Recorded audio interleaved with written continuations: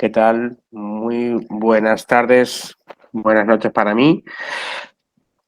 Voy a compartir mi pantalla. Muchas gracias, Jorge.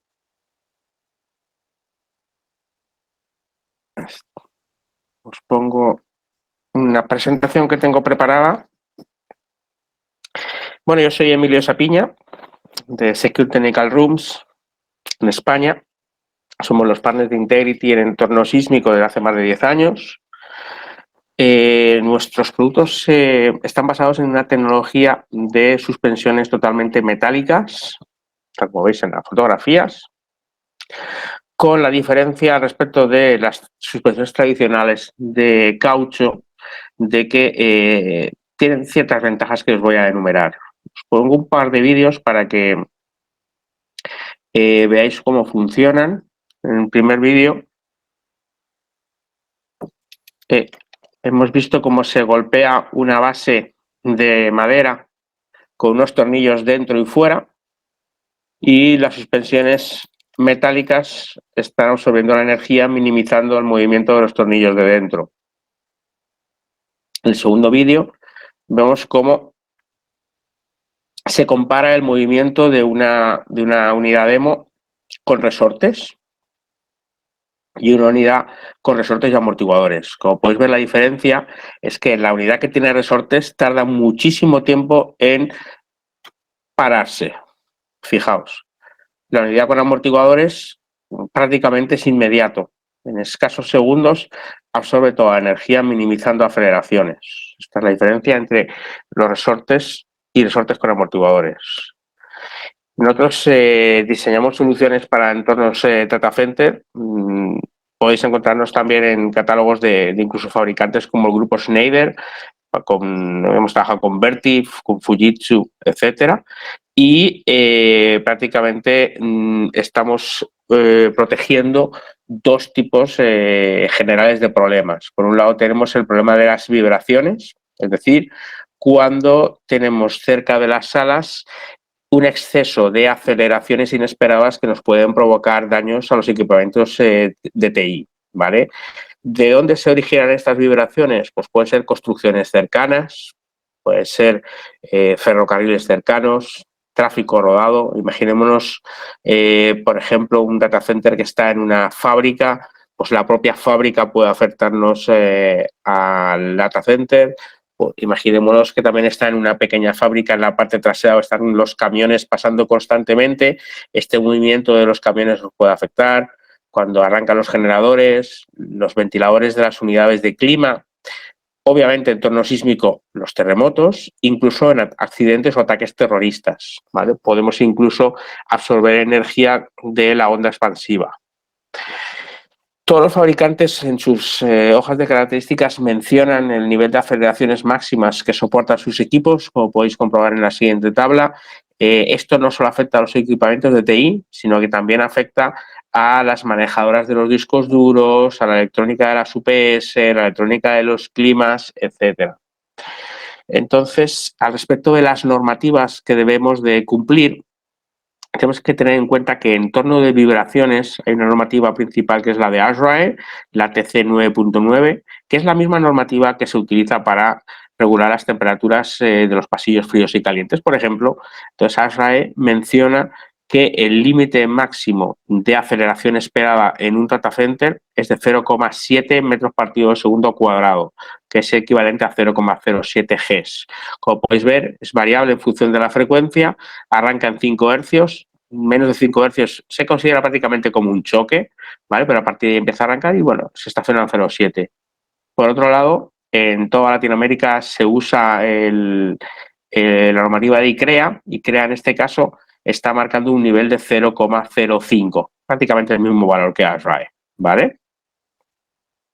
Finalmente, Uptime Institute marca un valor de 0,8 metros partido segundo cuadrado, lo que es lo mismo 0,08 Gs. Estamos viendo que todas las normativas de control de vibraciones están al mismo nivel, 0,7, 0,5, 0,8. Y las soluciones que tenemos para control de vibraciones, vamos a poner un pequeño ejemplo, son unidades individuales por gabinetes, suspensiones metálicas que se colocan debajo de los gabinetes tal como estáis viendo y fijaos cómo salta nuestro compañero Fernando para comprobar en ambos gabinetes, uno con suspensiones y otro sin suspensiones, para comprobar cómo se produce, hoy se ha cortado el vídeo, ahora, cómo se produce la medición de los dos saltos. En este caso, el teléfono de la derecha, el blanco, demuestra que se ha absorbido la energía. ¿Qué es lo que hay dentro de este equipamiento? Pues tenemos un conjunto resorte y un amortiguador. Este sistema tiene ciertas ventajas, entre ellas enumeramos que es una unidad totalmente metálica. El hecho de ser metálico es primordial en este tipo de entornos críticos como un data center en donde existe gran cantidad de electricidad, gran cantidad de cables y tenemos que evitar a toda costa un riesgo de incendio, ¿vale? De la misma manera que no existen gabinetes con piezas de madera por riesgo de incendios, tampoco tiene ningún sentido que le pongamos a nuestros gabinetes unas patas que puedan arder, como pueden ser de goma o de caucho. Pues son suspensiones metálicas. Por otro lado, esta suspensión tiene un margen de carga útil de entre 100 y 1500 kilos. Aquí podéis ver el rango de carga. Esto es una gráfica de frecuencia de resonancia versus carga. Vemos que tiene una zona bastante plana aquí abajo, ¿vale?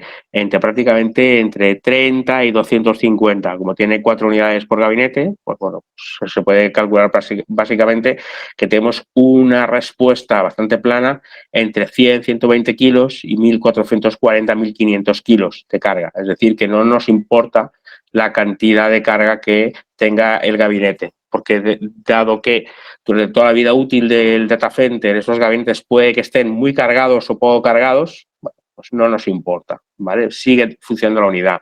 Esto se podría hacer solo con resortes, sí, pero no sería tan preciso. Tendríamos que tener exactamente la carga a la cual se ha diseñado el resorte, sabiendo que además va a tardar el resorte varios minutos en amortiguar cada movimiento. Ejemplos de proyectos, aquí veis algunas fotos de proyectos ejecutados. Este es el centro financiero de Dubái, el de IFC, en Emiratos. Por otro lado, bueno, el problema de las vibraciones es muy interesante, pero en entornos sísmicos como el Perú es casi más interesante que hablemos no solo de control de vibraciones, sino también de entorno sísmico. ¿Por qué? Porque vamos a tener un riesgo que debemos de contemplar a la hora de diseñar y construir nuestra sala. Para ello tenemos que absorber energía tanto vertical como horizontalmente.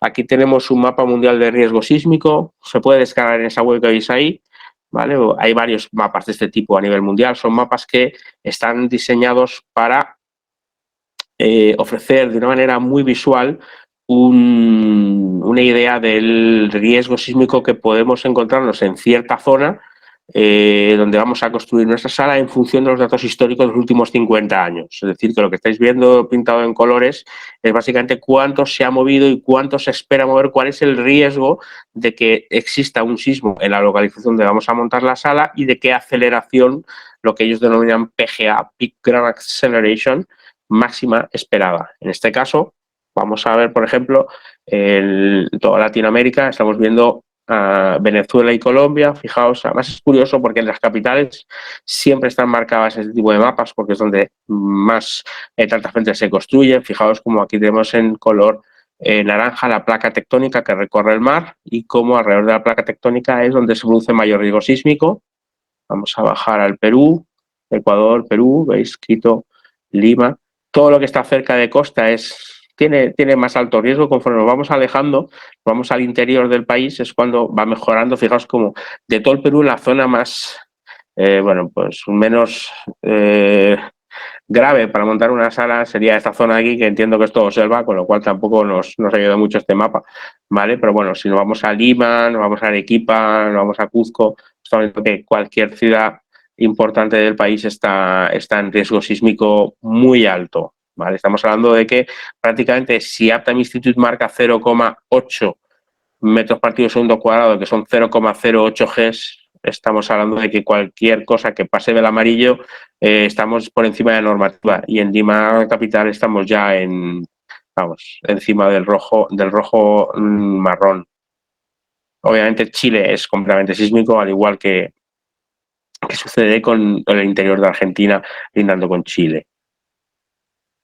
Bueno, ¿cuáles son las normativas que debemos de cumplir para entornos sísmicos? He mencionado 3 normativas bastante parecidas entre ellas, con un riesgo de aceleraciones máximas en control de vibraciones rondando 0,7-0,8.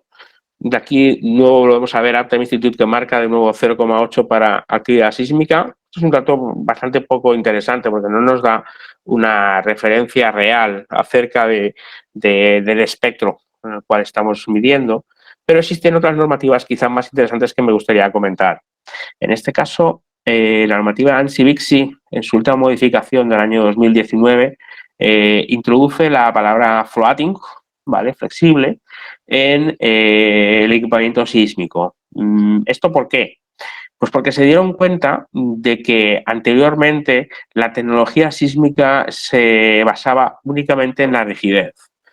Si bien es cierto que la rigidez es interesantísima para el control sísmico, también es cierto que no es lo mejor para el equipamiento IT, es lo mejor para, digamos, el gabinete, que no se caiga y no golpee a las personas, pero no es bueno para que esa energía penetre dentro del interior de los equipos, ¿vale?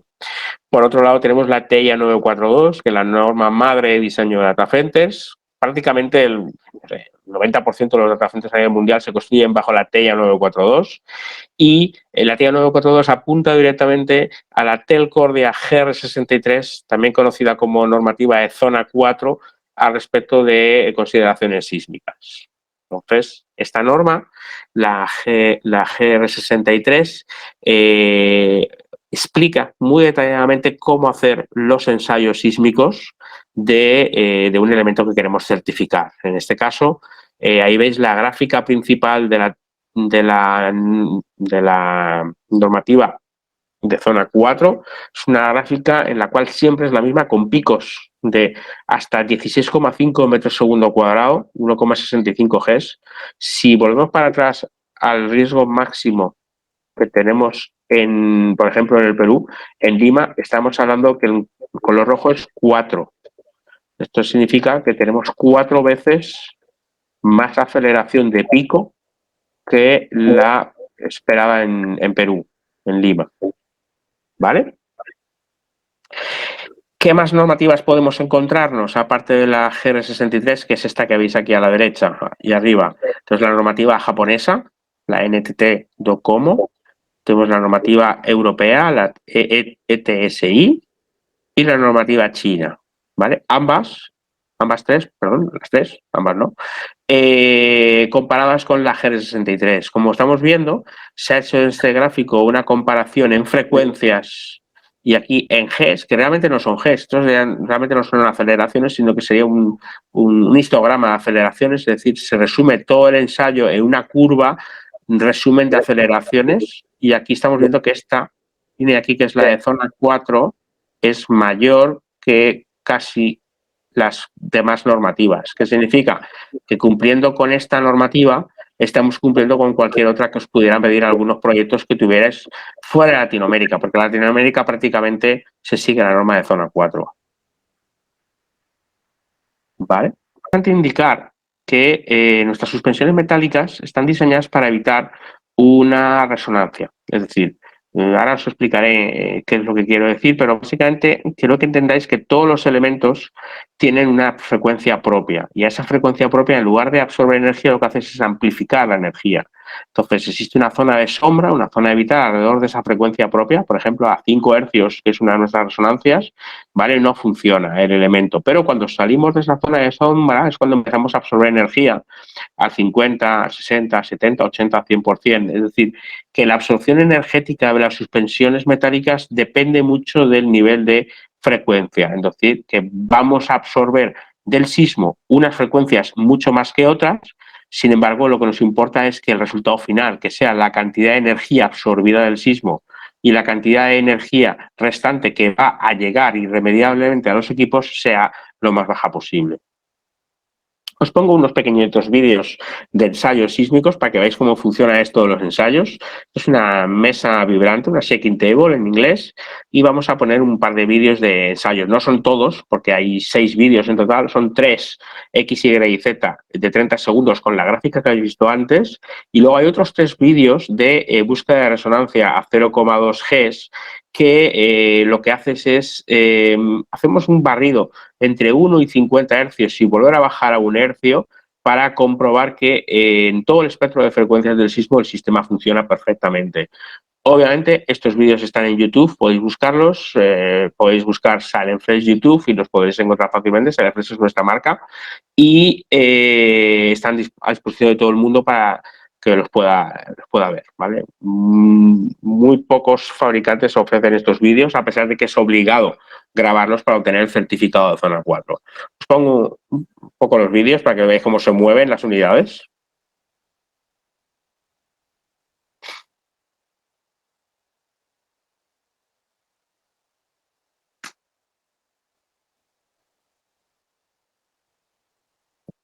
La vertical.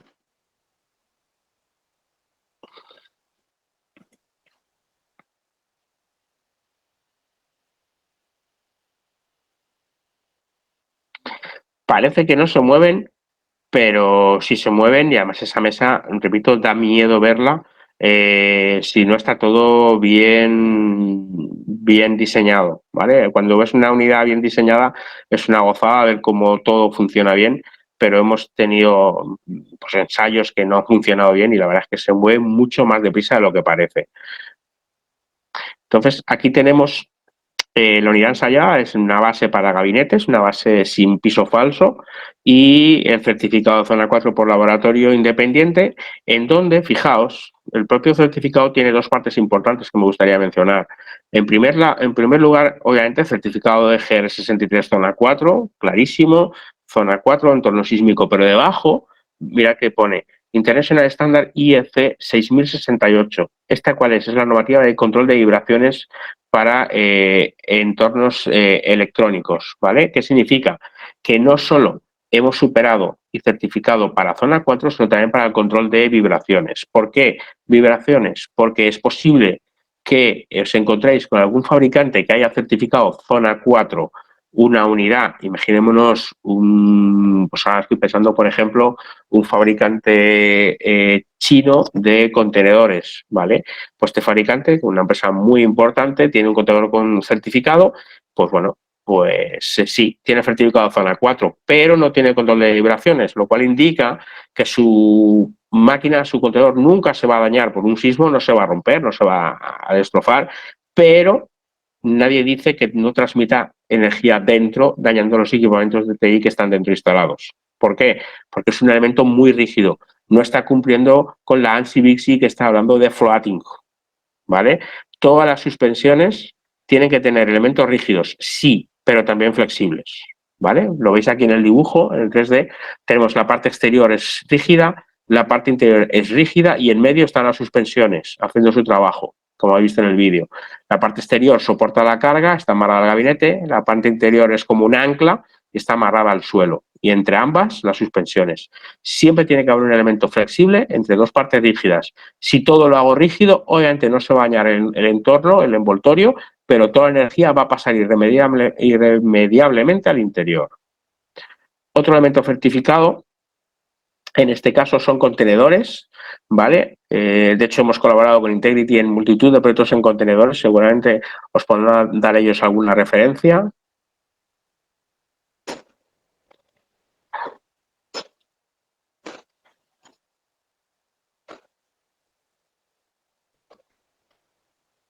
Es como se mueve horizontalmente y vertical.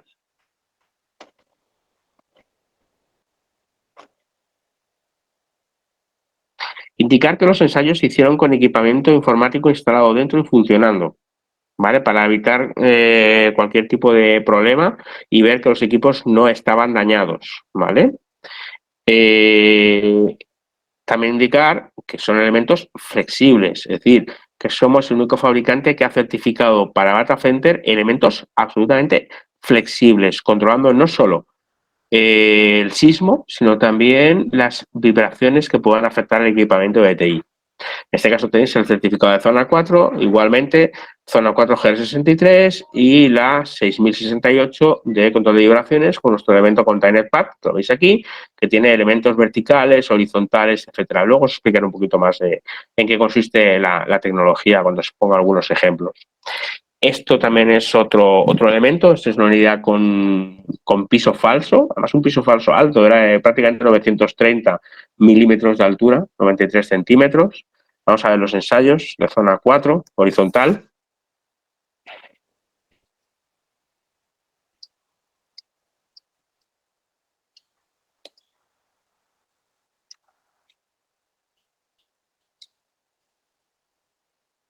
Y vertical.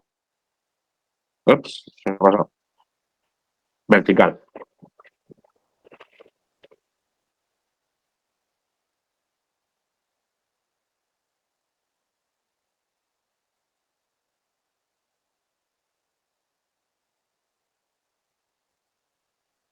Aquí tenéis pues lo mismo, ¿vale? Zona 4, control de vibraciones, dos partes, parte interior en azul, que es el ancla, parte exterior en gris, que es donde soporta la cara, y en medio suspensiones verticales y horizontales, ¿vale?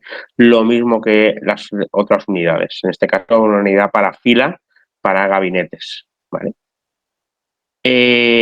Perfecto. Y a mí me gusta de qué otro tipo de soluciones podéis encontrar en el mercado, ¿vale?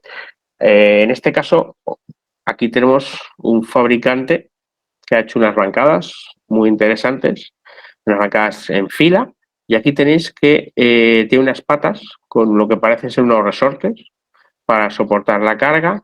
Sin embargo, aquí estamos viendo que han sujetado, han amarrado directamente la base al suelo. ¿Qué está pasando? Muy sencillo. Han puesto resortes.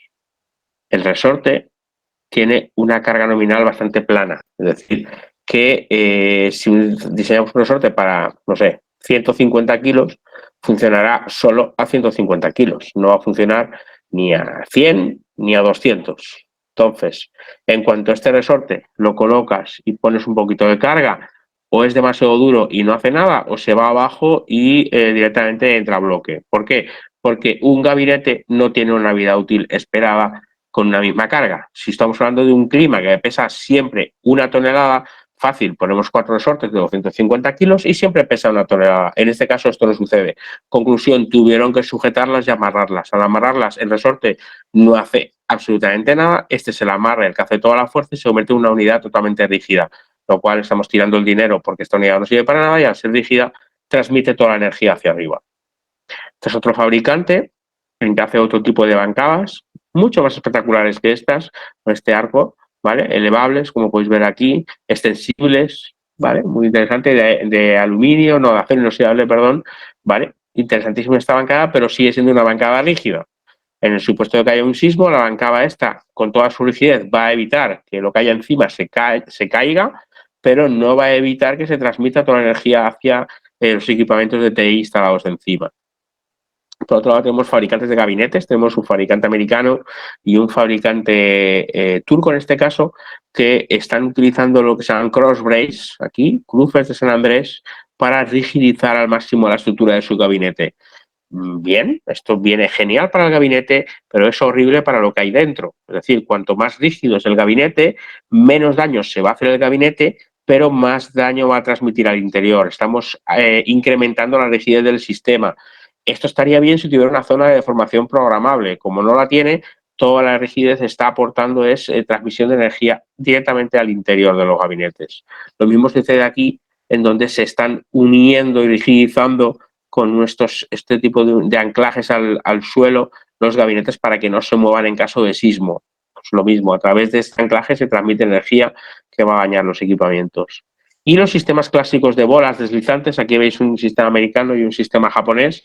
La diferencia es que existe aquí una bola metálica y aquí existe un disco tipo hockey, pero bueno, la idea es la misma. Tenemos una unidad de unos 20 centímetros con una superficie cónica abajo y arriba y una bola en el centro. En estado mínima energía está base es totalmente plana, en el estado de que existe una pequeña excitación, la bola se va a salir de su situación de energía mínima, va a subir la rampa de la superficie cónica, cargando esa energía potencial que luego nos devolverá en movimiento hasta que finalmente vence por rozamiento, ¿vale? Y aquí funciona exactamente igual. Bueno, pues esto es lo que hay en el mercado de entorno sísmico. Y la pregunta del millón, ¿y cómo funciona la competencia? Pues vamos a verlos en acción, ¿vale? ¿Os acordáis del vídeo? Vamos a comparar, por ejemplo, este vídeo que os he puesto hace escasos minutos. Fijaos cómo se mueve, cómo se observa los amortiguadores trabajando duro, vertical y horizontalmente. Esta unidad podría estar así durante horas, sin problemas.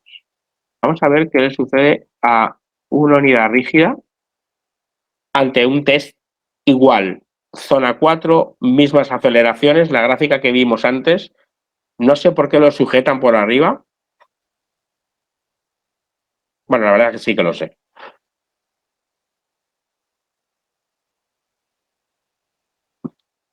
Porque da miedo. Realmente se está transmitiendo toda la energía de la mesa directamente al gabinete.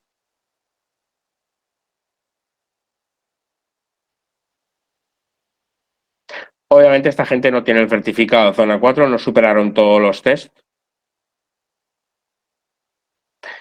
Y este vídeo lo retiraron de YouTube, ¿vale? Creo que ya no se puede encontrar.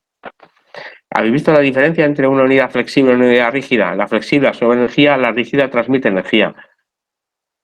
Esto es un ensayo de gabinetes rígidos, también zona 4 con el mismo... Uy, me he pasado. A ver, ahora sí. El mismo ensayo. Vais a ver un gabinete muy rígido ante un ensayo en mesa vibrante.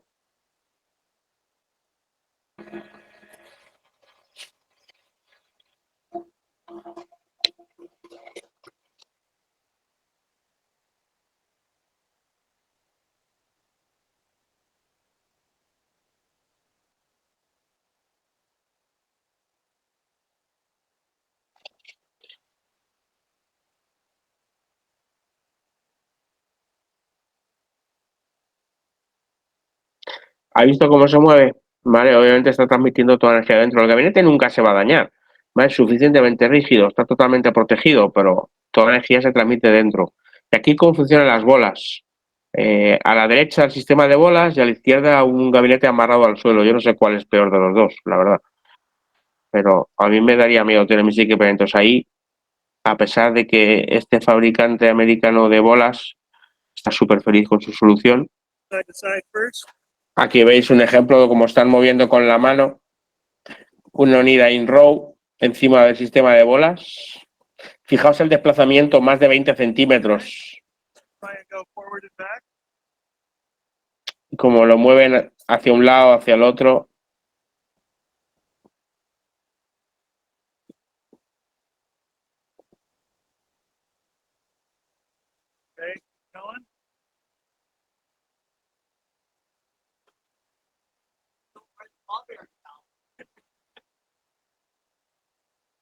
Y parecen felices con la solución que han puesto, pero además no les sirve para nada. Pues yo realmente he visto esta solución en acción. He saltado delante de gabinetes montados en otro tipo de solución y transmiten todo hacia arriba, porque prácticamente es todo metálico, una bola metálica sobre una superficie metálica, tocando metal con metal. Es transmisión directa de energía, es increíble. ¿Vale? Luego existen otros fabricantes, además esta tiene una forma muy parecida a la nuestra, sospechoso, que, bueno, pues parece ser que diseñan soluciones sin tener en cuenta consideraciones básicas de mecánica y física, ¿no? Entonces aquí veis algunas fotos de un sistema muy parecido al nuestro, de una base. Aquí veis que la unidad vertical dispone de 8 resortes, muy interesante que sean resortes, ¿vale? Es una unidad extensible, es una unidad que tiene una base interior y una base exterior. Entre ellas existen parece ser que aquí existe algo, tiene que ser goma seguro, aunque no se aprecien las fotografías, realmente no lo publican, es un catálogo oficial del fabricante en donde no publican qué tienen aquí, entiendo que debería haber algo, pero no hay nada. Aquí hay unos resortes. ¿Os acordáis del segundo vídeo que os he puesto, la comparación entre un resorte y un amortiguador con resorte? ¿Qué va a pasar con este resorte? Que este resorte está diseñado para, qué sé yo, 200 kilos, 200 por 8, 1600. Funcionará solo bien con un gabinete que pese 1600 kilos. Si los resortes son de 100, funcionará muy bien con un gabinete de 800, pero no puedes esperar que funcione bien en todo el espectro. Y además de funcionar mal, ¿vale? Porque son solo resortes, ¿vale? Van a tomar muchísimo tiempo en amortiguar. Esto es lo mismo que si vosotros tomarais vuestro auto, fuerais al taller y le dijerais al mecánico de confianza, por favor, quíteme usted los amortiguadores que voy a darme una vuelta por Lima únicamente solo con los resortes. Hay un español loco que me ha dicho que esto funciona muy bien. Prácticamente estaríais todo el día saltando.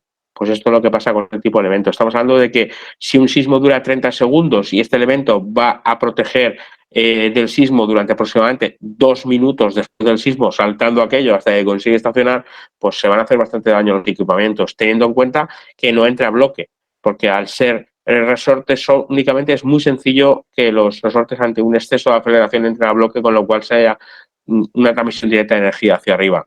Por supuesto, no tiene elemento de tensión, ¿vale? Con lo cual, al no tener elemento de tensión, en el momento de que se produzca un movimiento vertical, la unidad va a saltar y se va a dañar todo. No tenemos ningún elemento que restemos movimiento vertical. El aspecto es muy bonito, realmente impresiona, me impresiona mucho la calidad de las imágenes. Sin embargo, técnicamente este tipo de unidades no tienen color, no funcionan, ¿vale? Seguro que no tienen ningún tipo de certificado, ¿vale? Ni lo van a conseguir nunca, porque en cuanto supere un par de ensayos, pues se va a caer a pedazos lo que hay adentro, ¿vale? Van a transmitir toda la energía. Resumiendo,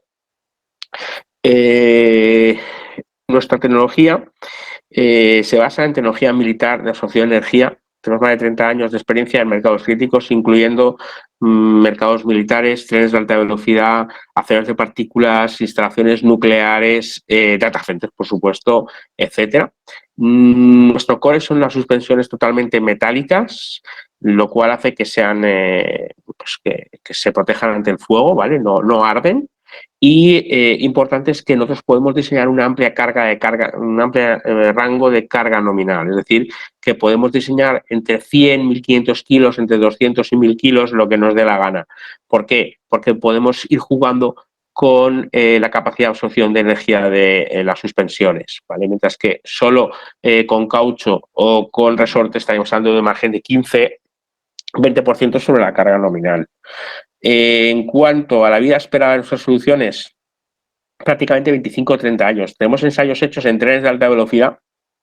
Me estoy acordando de un tren que le construimos a Bombardier, un suelo técnico de un tren, el Frecciarossa 1000, que circula desde Milán a Roma todos los días a 400 kilómetros por hora con suspensiones nuestras. Lleva 6 años funcionando el tren y la esperanza de vida es de más de 25 años. Se hicieron ensayos de fatiga con más de 10 millones de ciclos a 60 hercios. Eso no hay caucho que lo soporte. Es decir, que las suspensiones son tan potentes que un sismo es poco para este tipo de tecnología. Digamos que es poca energía la que representa, con la capacidad de absorción de energía que tiene este tipo de suspensiones metálicas. Son las que se utilizan en tanques, las que se utilizan en lanzadores de misiles, para evitar los retrocesos de este tipo de armamento, ¿vale? Estas suspensiones nunca se destruyen por exceso, ¿vale? ¿Por qué? Porque digamos que el nivel de compresión está dentro de su diseño y de su fabricación. Además, como habéis visto en los vídeos al principio, absorben la energía muy rápidamente y con un desplazamiento mínimo. Prácticamente tenemos ensayos de 1,3 centímetros de desplazamiento máximo en los ensayos de zona 4. Protegemos ejes X, Y y Z y además protección contra vibraciones. Todas ellas testadas según zona 4 para un amplio rango de frecuencias entre 1 y 50 hercios. Repito, los vídeos están en YouTube, los podéis buscar. Y las tenemos totalmente certificadas por laboratorio exterior según la GR63, de acuerdo con la TEIA 942 y la BICSI, que dice que tienen que haber suspensiones flexibles, ¿vale? La última parte de la presentación, los últimos 10 minutos, lo voy a dedicar a enseñaros algunos ejemplos de proyectos y ver soluciones ya pues con detalle, ¿no? En este caso, esto es Telefónica, ¿vale? En Lima, en Perú, cerca de la avenida Arequipa. Y aquí podéis ver las suspensiones, digamos, individuales por gabinete montada en distintos racks. ¿Vale? Aquí mencionaros, fijaos cómo se parece sospechosamente a esa que hemos visto antes de la competencia. Fijaos cómo tiene 8 patas verticales, que veis aquí, conjunto resorte amortiguador. Tenemos patas horizontales, como veis aquí, y otras 4 elementos a tensión. Hemos puesto una aquí de color transparente. La unidad interior está amarrada al suelo, la exterior amarrada al gabinete y tenemos bajo control los 6 grados de libertad. ¿Vale? Entonces, aquí tenemos otra unidad, en este caso con piso falso. Es el CPD Central del Registro Europeo de Marcas, donde están todas las marcas de la Unión Europea. Es esta sala, con más de 100 gabinetes en filas. Y como podéis ver en las fotos, digamos, están amarradas al subsuelo directamente de las bases, ¿vale? Control de vibraciones y sismos independiente del piso falso. El piso falso podría colapsar, que no pasaría nada, ¿vale? Aquí estarían totalmente independientes. La unidad es lo mismo, una unidad interior, una unidad exterior y en medio las suspensiones. ¿Vale? Este caso es una unidad por filas. Tenemos aquí un ejemplo, en este caso es la Compañía Nacional Eléctrica de Israel, en donde se montaron pues, unos 200 gabinetes el año pasado y donde se ponían los sistemas en fila, conducción de pasillos fríos. Aquí veis cómo se contienen las filas, cómo se unen entre ellas para generar mayor capacidad de absorción energética. En este caso son filas contra pared y aquí tenemos donde estaría la deslizante sobre este suplemento que veis aquí en color gris. Los colores básicamente es el tamaño de las bases, ¿vale?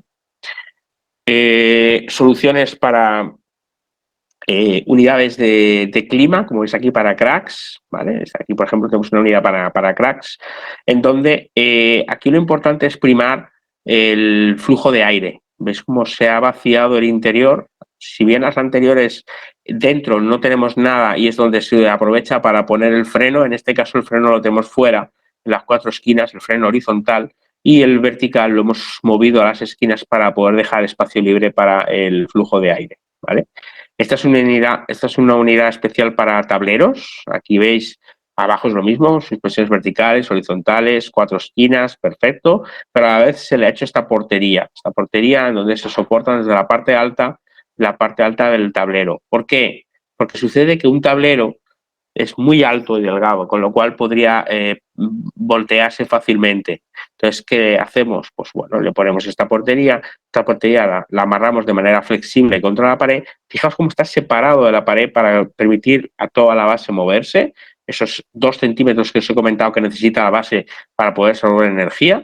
Y aquí tenemos otro ejemplo de unas condensadoras que están encima de unas bases nuestras con elementos a compresión, tensión y horizontal. En este caso, el proyecto es Repsol, en Lima también, ¿vale? En San Isidro. Bueno, también tenemos soluciones para ducto barras. En este caso, la solución de ducto barra está basada en un elemento central que funciona contra choques, ¿vale? Aquí lo veis, en donde es el encargado de mantener en tensión la blindo barra. Aquí vemos un ejemplo, mismo proyecto, Repsol, el Lince, ¿vale? Veis cómo, no, en San Isidro, perdón, veis cómo cuelga directamente del techo la blindo barra y está amarrada de manera flexible a través de la unidad. En este caso, tensionada, soporta 50 kilos cada elemento. Tenemos 3 elementos, 1, 2 y 3. Total 150 kilos para toda la línea. Y en el supuesto de que hubiera un movimiento sísmico y la barra intentara moverse, pues tenemos 2 elementos de seguridad en las esquinas, ¿vale? Importante, este material que veis aquí es aluminio, abajo también. Podemos evitar que haya conducción eléctrica haciendo un acabado especial a este aluminio, que es un anodizado duro, que sale el aluminio de color dorado, ¿vale? Al igual que salen de color dorado estas patitas de aquí, que os he enseñado antes, estas de aquí son de color dorado, ¿vale? Porque este acabado anodizado duro además tiene la gran ventaja de que no conduce la electricidad. ¿Por qué? Pues porque en el supuesto que hay un sismo puede haber, a pesar de que pongamos unas maravillosas suspensiones al Enflex, puede haber un cable que se desconecte, puede que ese cable toque la pared del gabinete y puede que generemos una continuación a tierra, ¿vale? Además de la tierra que ya posee el gabinete, con lo cual, de esta manera, al hacer que esta unidad sea no conductiva, podemos mejorar este aspecto y evitar que tengamos un problema eléctrico, ¿vale? Una diferencia potencial entre las dos tierras. La solución para contenedores que veis aquí, la que hemos mostrado antes en los ensayos, fijaos, esto es Repsol también, en la refinería de La Pampilla. Y aquí veis elementos horizontales, elementos verticales a compresión, elementos verticales a tensión, ¿vale? Importante, todas estas soluciones son una combinación de elementos con resortes y amortiguadores y únicamente con amortiguadores. ¿Por qué? Porque así conseguimos una cosa que es muy importante y es evitar que el sistema entre en resonancia. Porque lo que hacemos es hacer un sistema multiresonancia. Es decir, que la resonancia de este sistema no es única, sino que tiene varias resonancias. Tiene horizontalmente una resonancia a 15-20 Hz, verticalmente tiene una resonancia a 3 Hz, verticalmente tiene una resonancia a tensión de prácticamente 20 Hz también, con lo cual el sistema global no tiene una única resonancia, sino pequeñas resonancias parciales que hacen que incluso durante el periodo de resonancia, es decir, cuando hacemos un barrido entre 1 y 50 Hz y pasamos por 5 Hz, el sistema va a funcionar un poco peor. ¿Por qué? Porque estos elementos a 5 Hz no se comportan bien. Pero como este no está en resonancia y sí se comporta bien, va a amortiguar el sistema evitando que entre en resonancia completa. Con lo cual, este tipo de soluciones nunca entran en resonancia completa y no podemos dañar los equipos bajo ninguna circunstancia dentro del entorno en el cual se han diseñado, que es para todo el espectro de los terremotos entre 1 y 50 Hz. ¿Vale? Bueno, la última solución que me quería mencionaros es el de la losa de concreto. Vamos a ver. La losa de concreto es nuestro elemento estrella, ¿vale? Nuestro elemento estrella, vamos a realizar unos test sísmicos, todavía no la tenemos certificada porque todavía no nos lo había pedido ningún cliente, salvo un proyecto que tenemos en Turquía de aquí 2 meses y realmente pues nos han pedido fehacientemente que certifiquemos la losa para zona 4.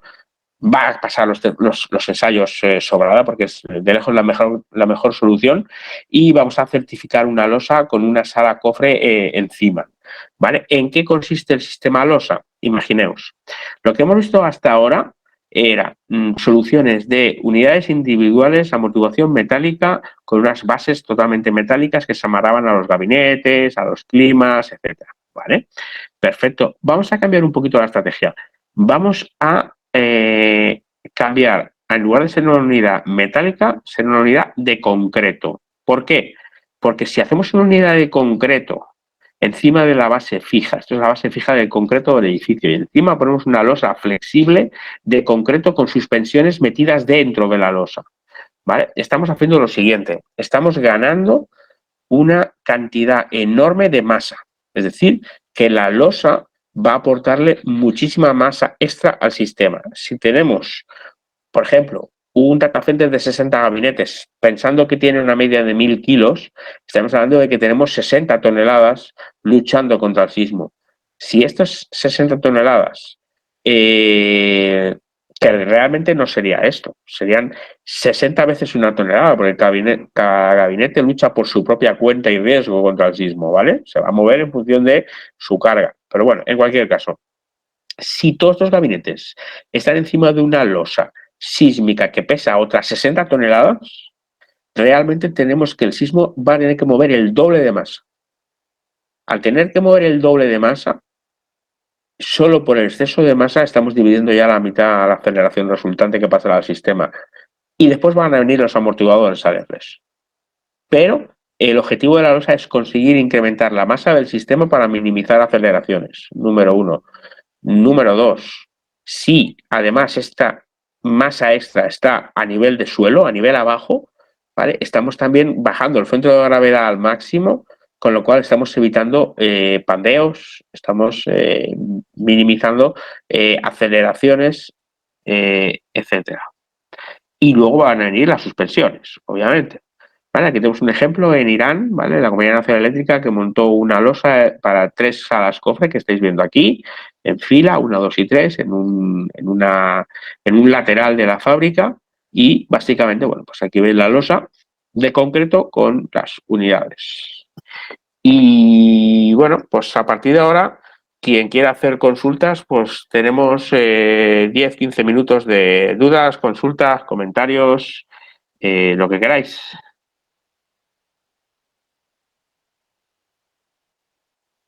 Emilio, ¿me escuchas? Ahora sí te escucho, Jorge. Perfecto, Emilio, muchas gracias. Como siempre, muy buena tu presentación. Si alguien quiere hacer una consulta, le paso el micrófono para que Emilio pueda escuchar, ¿sí?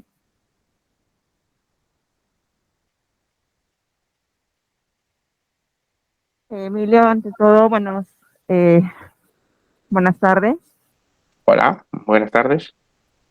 Tengo yo una consulta para ti. Bueno, me interesó mucho las diapositivas, lo que nos has presentado y has hablado de algo sísmico. Entonces yo quería saber para qué tipo de estructura está aplicado eso, si eso es a nivel global.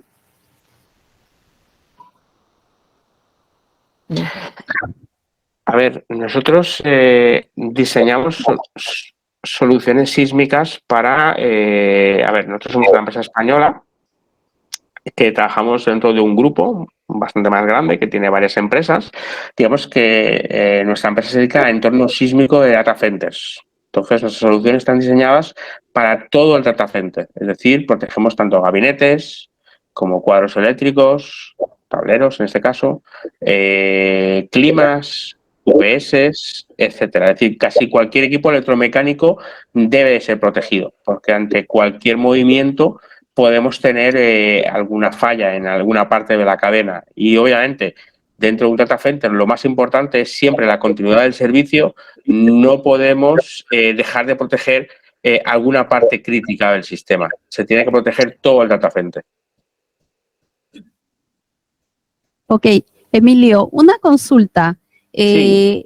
Respecto al mantenimiento de estos sistemas, ¿son perpetuos o cada cuánto tiempo pueden ser cambiados los componentes? Pues mira, las unidades tienen una vida útil esperada de 25 o 30 años. Además, entorno sísmico que no se usen nada más que cuando haya movimiento sísmico, pueden durar más que la sala. Es decir, mantenimiento cero, no necesitan ningún tipo de mantenimiento. Y el último ensayo que hicimos de vida útil, a los 10 millones de ciclos, Bombardier decidió que ya no quería seguir analizando la unidad. Después de comprimirla 10 millones de veces, la unidad seguía funcionando como el primer día y solo había incrementado su temperatura en 0,1 grado centígrado. Y decidió montarlas en sus trenes de alta velocidad. Con lo cual, dura para toda la vida el data center. No requiere ningún tipo de mantenimiento. Lo único sería, en el supuesto de que haya un sismo importante, obviamente echar un vistazo, acercarse y ver que todo está en su sitio, que no se ha salido de la posición del amortiguador, de que no haya nada que requiera ser cambiado, modificado, ajustado, pero en teoría mantenimiento ninguno. Únicamente una revisión en el supuesto de un sismo importante. Sí, buenas tardes. Una consulta. ¿Hasta qué grado de sismo soportan? Lo que queramos, ¿vale? De hecho, técnicamente, el hecho de soportar cierto grado, entiendo que es la pregunta es al respecto de qué nivel de escala Richter soporta. No se puede hablar de escala Richter porque la escala Richter es una escala de magnitud. Es decir, la escala Richter nos da un valor de 7, de 8, de 3, de 7,5, de 5. No nos da valor realmente energético. Para tener valor energético tenemos que ir a escalas de intensidad como la escala Mercalli. En este caso, nuestro diseño base es para Mercalli 8, que es equivalente a un Richter 7,5 o así, pero no tiene por qué. Depende mucho de la distancia, depende mucho de la profundidad. Sin embargo, repito, los ensayos los hemos hecho a 4 veces la aceleración máxima esperada, por ejemplo, en el entorno de Lima. Con lo cual, o sea, desastre asegurado, ¿vale? Yo creo que la parte más igual de Data Center sería encima de una losa nuestra. Sí. Buenas noches. Sí, Hola. sobre el tema estructural, en realidad, cuando son edificaciones y data centers bien importantes, las edificaciones deben ser de categoría esencial, 1 a 2. Ya, eso significa pues unas restricciones mínimas en cuanto a un diseño estructural. Entonces, en ese sentido, esa es la norma peruana, ¿no? La actual. Tiene mínimas restricciones, mínimas deformaciones. Mi pregunta va, por lo que he visto, es lo siguiente: ¿tiene que estar colocado sobre un piso técnico o puede estar colocado ese sistema sobre una losa? Porque no todos los data centers se van a ir a un nivel 0, ¿no? Tenemos varias opciones. O sea, se puede hacer de ambos tipos. Por ejemplo, las que he puesto de color negro eran soluciones sin piso falso y las que he puesto de color azul eran soluciones que iban con piso falso alrededor pero amarradas abajo al concreto. ¿Vale? Podemos diseñar la solución que mejor se adapte al diseño del data center. Generalmente cada día se fabrican menos salas nuevas con piso falso. Se está tendiendo a evitar el piso falso desde hace ya pocos años.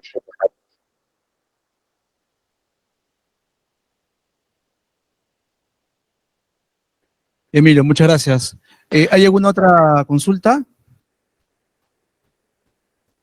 No, entonces, bueno, Emilio, te agradezco mucho. Te dejo para que vayas a dormir. Gracias a ti, muchísimas gracias, Jorge. Un saludo a todos, que paséis muy buena tarde. Gracias. Chao, hasta luego.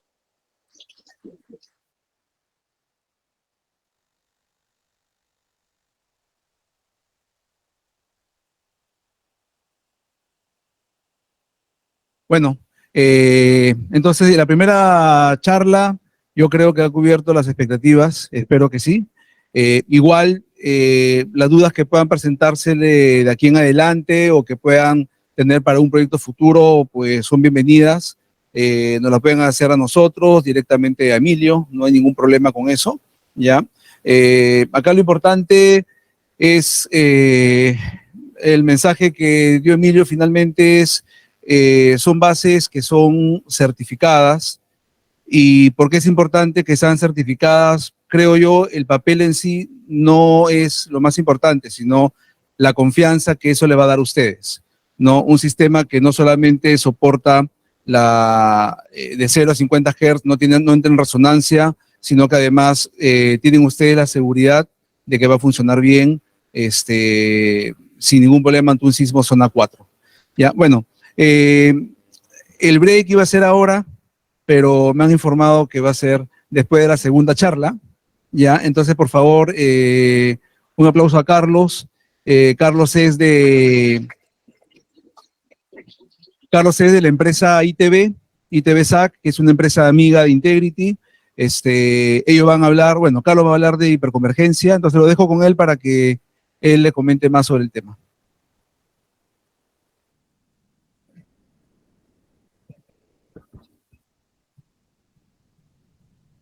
Bueno, buenas tardes. Mi nombre es Carlos Iglesias. Yo soy account manager en la empresa IT Business en la actualidad. Tengo aproximadamente 15 años en el mercado de TI, 5 aproximadamente en la parte técnica y 10 años en la preventa y consultoría de soluciones de networking, servidores, almacenamiento. Soy certificado en almacenamiento e hiperconvergencia en varios de las marcas principales que conocemos en el mercado. Y hoy día voy a hablarles de hiperconvergencia. Básicamente, vamos, si me ayudas con el siguiente slide, por favor.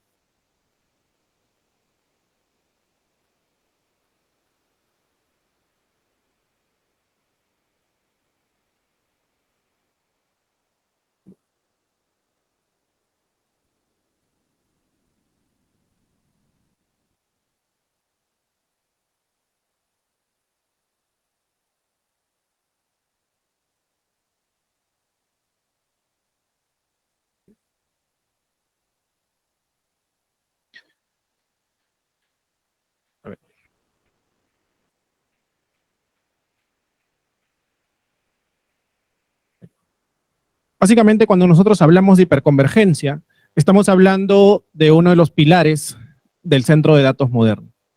Nosotros hablamos en este momento de lo que sería infraestructura activa de centro de datos, ¿no?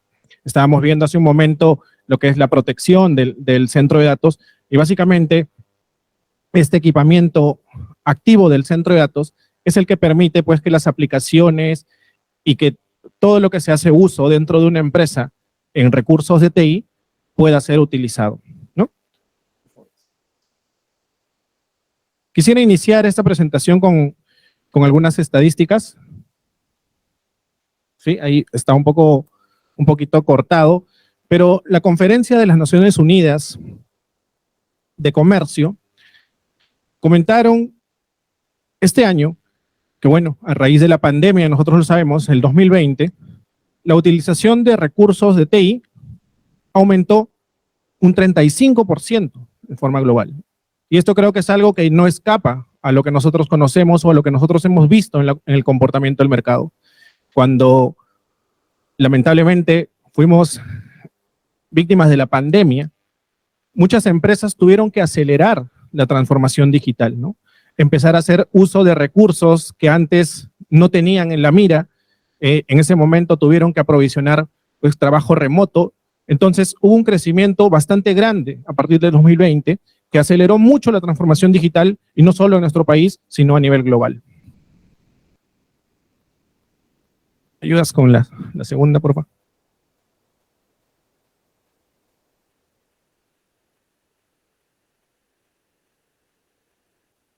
Una segunda estadística que vemos de 5G Américas, que básicamente es un conglomerado donde están las empresas de telecomunicaciones más importantes, además de los fabricantes y varias otras empresas que se han unido a esta tendencia de lo que hoy día llamamos el 5G, nos dice que en América Latina contará con 398 millones de conexiones 5G hacia el 2027.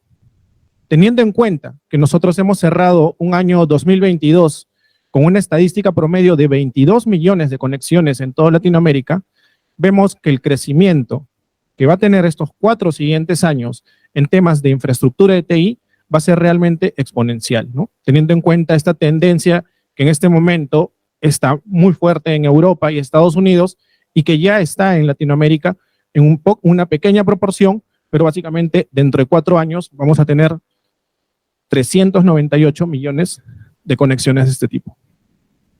Hablemos ahora un poquito del mercado local, ¿no? Aquí vamos a hablar de repente de unos operadores conocidos del mercado. Por ahí está uno, es un loguito rojo y blanco, pero no es una empresa peruana, que este año va a invertir 10 millones en un segundo centro de datos en nuestro país, ¿no? Otra compañía también bastante conocida de nuestro vecino hermano país del sur, va a invertir en su segundo data center 50 millones de dólares este año también, hacia el Q2 de este año.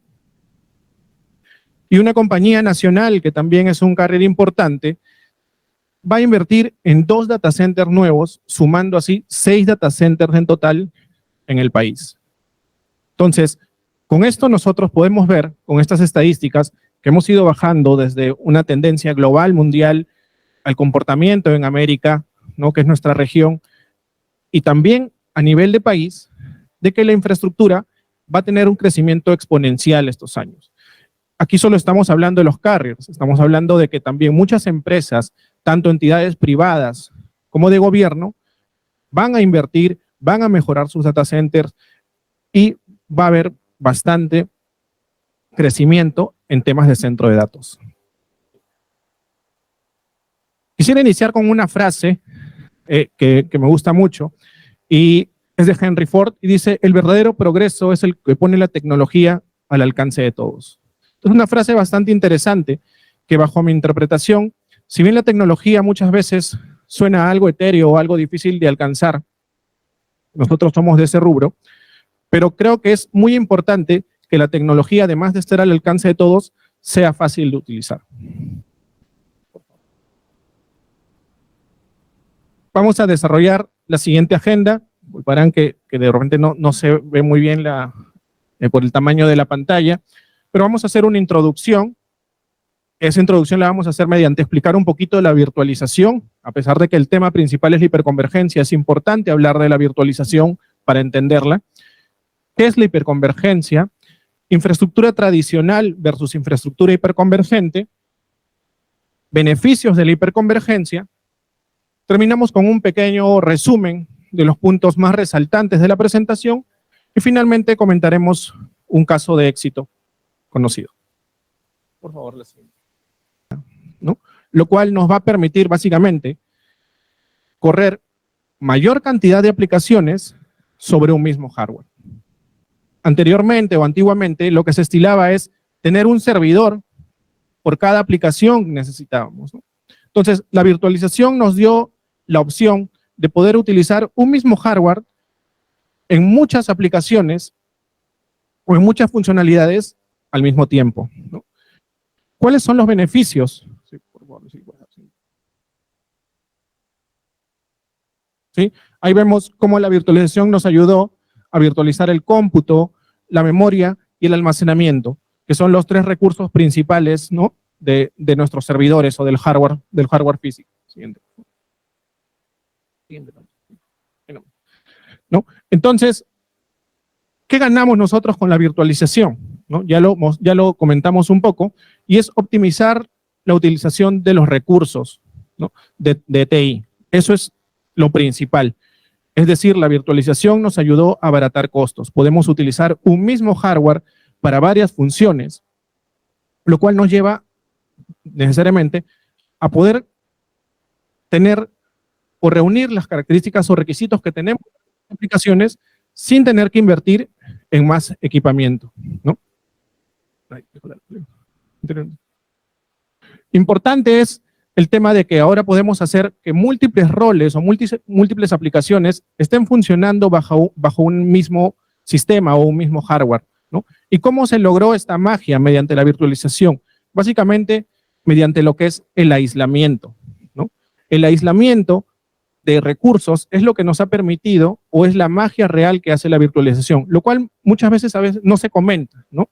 Pero es el aislamiento lo que hace importante a la virtualización. Porque de repente, por ahí me podrá decir, Carlos, pero yo puedo instalar varias aplicaciones en un servidor sin de repente utilizar algún hipervisor, ¿no?, sin utilizar ningún software de virtualización. Es cierto, podemos hacer eso, pero ¿qué es lo que pasa cuando en un servidor nosotros instalamos muchas aplicaciones? ¿Qué es lo que pasa? Básicamente las aplicaciones empiezan a competir por los recursos, ¿no?, haciendo que el funcionamiento no sea el más óptimo. Entonces, una característica importantísima de la virtualización es esa palabrita que vemos en todas las marcas de virtualización que le llaman isolation, ¿no? Y eso es básicamente, ¿qué significa? Es el aislamiento de recursos. Y eso es lo que hizo de alguna forma mágica, podríamos decirlo en otras palabras, que se pueda utilizar mejor los recursos de TI mediante la virtualización. Ahora sí, habiendo comentado un poco de qué es la virtualización como introducción, vamos a hablar de qué es la hiperconvergencia. La hiperconvergencia es básicamente una infraestructura que está funcionando mediante el software.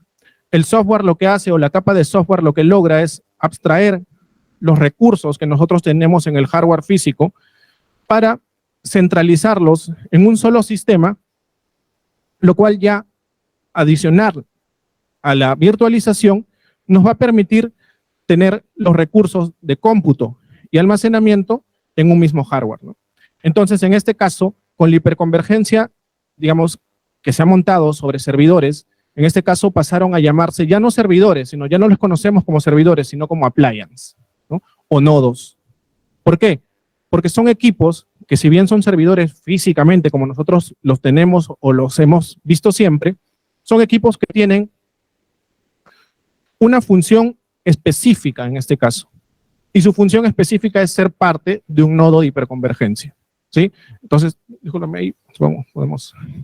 Ahí, como pueden ver en la imagen nueva, ya no solo estamos hablando de computación virtual, de memoria virtual, del almacenamiento virtual, sino que ya con la hiperconvergencia estamos hablando de networking, ¿no? Virtualización de networking. Hoy día podemos virtualizar puertos, hacer que todas las máquinas virtuales que estén dentro de nuestra solución hiperconvergente se comuniquen entre ellas mediante segmentar también los puertos y la microsegmentación, y esto adicionalmente bajo una administración totalmente centralizada para toda la solución, ¿no? Como dice ahí, todo esto en un solo appliance, ¿no? Básicamente, eso es la virtualización, ¿no? Como ustedes ven, es la evolución de lo que vimos inicialmente como la virtualización.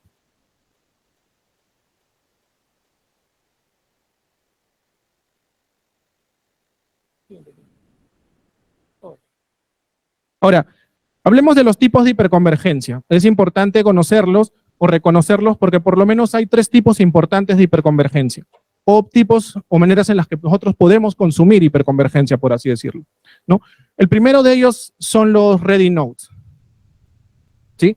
Estos equipos básicamente son una receta de implementación. Te doy el equipo, te doy el software, te doy todos los componentes, te doy el manual, ármalo, ¿sí? Integra lo que veas necesario o lo que se necesite para tu solución, pero básicamente es eso, ¿no? Una receta de cocina, podríamos compararlo, con todos los ingredientes listos para prepararse. ¿Qué es un appliance integrado de hiperconvergencia? Bueno, a diferencia del otro, este sí es un sistema que es plug and play. Es decir, lo saco de la caja, lo conecto a la red y a la corriente y está listo para operar. Puedo inmediatamente empezar a crear mis máquinas virtuales y empezar a trabajar. ¿Requiere integrar a la red? Sí, requiere integrar a la red porque estos equipos no tienen una red o interconexión entre ellos. Es decir, necesito integrarlo a una red, ¿no?, de comunicaciones. Importante, un único proveedor de soporte. A diferencia de los ready nodes, yo voy a tener un proveedor del hardware, un proveedor de software y de cualquier otro complemento que le pueda dar a mi solución. En este caso, las soluciones de appliance integran también un solo proveedor. Es decir, el proveedor que te vende la solución de HCI, en este caso, te da el soporte sobre toda la solución punto a punto. Sistemas de HCI. Es la otra forma en la que podemos consumir hiperconvergencia. Básicamente, este ya cumple todas las funciones. Estamos hablando de sistemas de escala de rack. Es decir, estas soluciones vienen ya en un rack y están preconectorizadas, ya vienen con los switches. Esos sí son sistemas puramente plug and play, es decir, llega el rack listo, ¿no?, con los equipos incluso rackeados. Yo lo que hago es saco de la caja, lo conecto a la corriente, lo conecto a la red LAN que debo tener en mi empresa y está listo para funcionar. Cuando hablamos de este tipo de sistemas, estamos hablando de sistemas de 100.000 máquinas virtuales para adelante posiblemente, ¿no? Son soluciones totalmente completas. Entonces, esos son los 3 tipos de hiperconvergencia que nosotros podemos o tenemos para comentar. Ahora, es importante, hay una palabrita chiquita que he puesto por debajo, y es una diferenciación bastante grande entre los temas de hiperconvergencia o cómo consumimos la hiperconvergencia. Y básicamente es el life cycle, ¿no?, o el ciclo de vida. ¿Por qué es importante esto? Hoy en día nosotros lo que tenemos, cuando tenemos una solución hiperconvergente, cuando tenemos nuestra infraestructura, lo que más tenemos son las actualizaciones, los upgrades. Creo que todos estamos familiarizados con eso porque hasta actualizamos nuestros celulares o cualquier dispositivo en casa siempre nos está pidiendo una actualización. Consulta. ¿Por qué tenemos tantas actualizaciones o por qué son tan importantes las actualizaciones de los dispositivos?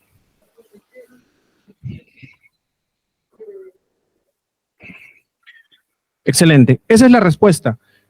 En otras palabras, básicamente nosotros tenemos actualizaciones de nuestros dispositivos, de los centros de datos, etcétera, por motivos de seguridad. ¿Sí? Entonces, la seguridad hoy en día es importantísima, desde el celular que tenemos en el bolsillo, la laptop, mucho más en el centro de datos donde está la información de las empresas. Entonces, es muy importante el tema de tener actualizados los drivers, tener actualizados el sistema operativo, etcétera. ¿Qué pasa cuando yo recibo una actualización, por ejemplo, y yo tengo un ready nodes de HCI? Para yo poder realizar una actualización, primero tengo que validar la compatibilidad de todos los componentes de mi solución, pensando de que cada uno tiene un propio fabricante, de que cada uno tiene sus propias métricas, ¿no? Entonces, ¿qué podría pasar? De repente, si yo le pongo una actualización, no sé, a mi tarjeta de red, podría dejar sin conectividad porque finalmente los otros fabricantes no han homologado esa actualización y podemos tener ese problema, ¿no? Un sistema caído por haber hecho una actualización. Y finalmente, son cosas que pasan. O sea, estamos hablando de una realidad. ¿Cuál es la diferencia cuando nosotros hablamos de un appliance integrado de HCI? Lo que hace el fabricante al venderte un sistema que podríamos decir se llama un all-in-one, él se encarga de que las actualizaciones estén soportadas por todos los equipos, por todos los componentes, ellos ya han prevalidado esto, entonces nosotros podemos hacer con total confianza, con total tranquilidad, podemos realizar esas actualizaciones sin el temor de que vaya a haber una falla, una incompatibilidad, ¿no? Entonces, eso hoy en día es muy importante, el ciclo de vida de los productos y las soluciones de tipo appliance y sistemas la cumplen. Nosotros nos vamos a centrar, en las soluciones tipo appliance. ¿Por qué? Porque son las que mejor se acomodan a nuestro mercado y lo vamos a ir viendo en los siguientes slides.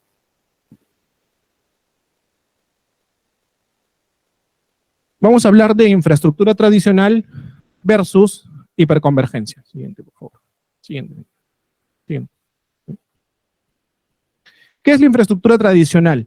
Bueno, la infraestructura tradicional es, yo diría, prácticamente el 95% de nuestro mercado, ¿no? Cuando hablamos de infraestructura tradicional, estamos hablando de los servidores, los switches de interconexión, en este caso para crear la SAN o la red de almacenamiento, y propiamente dicho, el almacenamiento, ¿no? Eso es una infraestructura tradicional. Y yo me atrevería a decir, casi sin temor a equivocarme, que el 95% de nuestro mercado tiene una infraestructura tradicional. Ahí, como le dijeron el otro día, después de la infraestructura tradicional hubo un pequeño hipo, ¿no? Y lo que nosotros le conocemos como infraestructura convergente, que siempre es bueno mencionarla, porque algunos confundimos, ¿no?, infraestructura tradicional con convergente. Pensamos que cuando ya hemos configurado nuestra infraestructura tradicional, ya tenemos, ¿no?, una solución convergente. Entonces vamos a hablar solo de la diferenciación en este caso. Básicamente una infraestructura convergente se trata de una solución, incluso cuando apareció, de diferentes fabricantes, ¿no? Por ejemplo, se juntó el fabricante número 1 de servidores, convocó al fabricante número 1 de switches y convocó al fabricante número 1 de almacenamiento, ¿no? Entonces ellos hicieron unos sistemas, también de escala de rack, ¿no?, que venían preconfigurados, preprobados, testeados, ¿no?, homologados totalmente, que funcionaban ya en un rack, ¿no? Venían en un rack para enchufar, ¿no? Ya los componentes que estaban internos ya no nos interesaban, simplemente nos entregaban los recursos que nosotros necesitábamos, ¿sí? Entonces, aquí básicamente no tenemos muchas soluciones o convergentes, perdonen, en este caso, porque uno, el costo es elevadísimo, estamos hablando también de sistemas de 10.000 máquinas virtuales en adelante, entonces no había mucha consonancia de repente con el mercado peruano para ese tipo de soluciones, ¿no? Pero solo quería hacer la diferenciación porque nosotros cuando tenemos una infraestructura tradicional que está totalmente bien configurada y funcionando al 100% y estoy contento cómo funciona, eso no quiere decir que se haya convertido en infraestructura convergente, ¿no? Son dos cosas totalmente distintas. Y ahora vemos lo que es infraestructura convergente. Como podemos ver en el gráfico, lo que ha pasado gracias al software cross que tiene la infraestructura hiperconvergente, abstrae los recursos de servidores y almacenamiento, ¿no?, en uno solo, y lo único que necesita para funcionar es la conectividad con la red, ¿no? Como dice ahí, la infraestructura de TI hiperconvergente está completamente definida por software, ¿no? Virtualiza todos los sistemas convencionales, ¿no?, definidos por hardware. Eso es básicamente lo que es la hiperconvergencia. Y ahí está la diferencia entre el tradicional y, hiperconvergente en este caso. Siguiente. Para verlo ya de manera un poco más gráfica, vemos tradicional aquí, hiperconvergencia allá. Y como vemos, estos recursos de almacenamiento, redes, ya se fueron y están en una solución hiperconvergente, ¿no? Donde es muy importante el hipervisor, el cual me permite tener todas las aplicaciones y lo único que yo necesito para tener mi solución es básicamente los nodos de hiperconvergencia. ¿Sí? Entonces, ahí está gráficamente cuál es la evolución de una infraestructura totalmente tradicional a una infraestructura hiperconvergente. Importante comentar que las infraestructuras hiperconvergentes se han dado también en el tiempo de los discos SSD, ¿no? Si bien hay varios sistemas de almacenamiento SSD, un pilar importante dentro de las infraestructuras hiperconvergentes es la utilización de discos de estado sólido, como le conocemos nosotros. Siguiente. Vamos a hablar un poquito de los beneficios de la hiperconvergencia, ¿sí? Bueno, los sistemas hiperconvergentes están orientados a la reducción de los gastos operativos, ¿no? Cuando nosotros tenemos menos hardware, definitivamente estamos haciendo un ahorro, generando un ahorro de costos, ¿no? Ese ahorro se puede traducir incluso al espacio en rack, que creo que es uno de los más importantes dentro de un centro de datos, energía, ¿no? Consumo de energía, y podemos hablar también de la climatización, ¿no? Entonces, cuando nosotros ahorramos en esos aspectos, estamos, digamos, de alguna forma, también generando ahorros extra. O sea, no solo estamos ahorrando en cantidad de equipos, de repente porque puede ser mucho más cómodo una solución de hiperconvergencia, pero en este caso también estamos generando otros ahorros dentro de nuestra infraestructura, ¿sí? Siguiente. Importantes los puntos de los beneficios, ¿no? Que son los más evidentes. Importante el tema de la consolidación. Cuando yo consolido el tema de cómputo y almacenamiento, pues lo que estoy haciendo es mejorar la utilización de los recursos mediante consolidar, ¿no? Que es importante aquí, por ejemplo, entender que yo lo que puedo hacer sobre las soluciones hiperconvergentes es también consolidar muchas cargas de trabajo. La hiperconvergencia tiene todas las capacidades que tiene un sistema de almacenamiento. En este caso, tiene los sistemas de compresión, tiene de duplicación, lo cual me permite también tener mayores cargas de trabajo que yo puedo consolidar dentro de estos sistemas. Preparados para el futuro, ¿no? Escalabilidad y flexibilidad.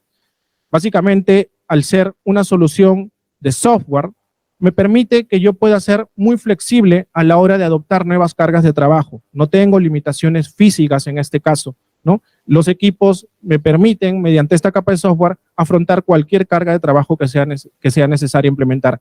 Ahora, es bastante importante también hablar de lo que es la escalabilidad en los sistemas hiperconvergentes. Carlos, ¿cómo crecemos en un sistema hiperconvergente? Crecemos de dos formas en un sistema hiperconvergente. Nosotros podemos tener un crecimiento horizontal, es decir, ponerle mayores recursos a nuestros nodos de hiperconvergencia, y cuando ya estos recursos están al tope, podríamos decir, la solución no queda ahí. No es que tengamos que cambiarla, cambiar de servidores, comprar nuevos servidores, no pasa eso.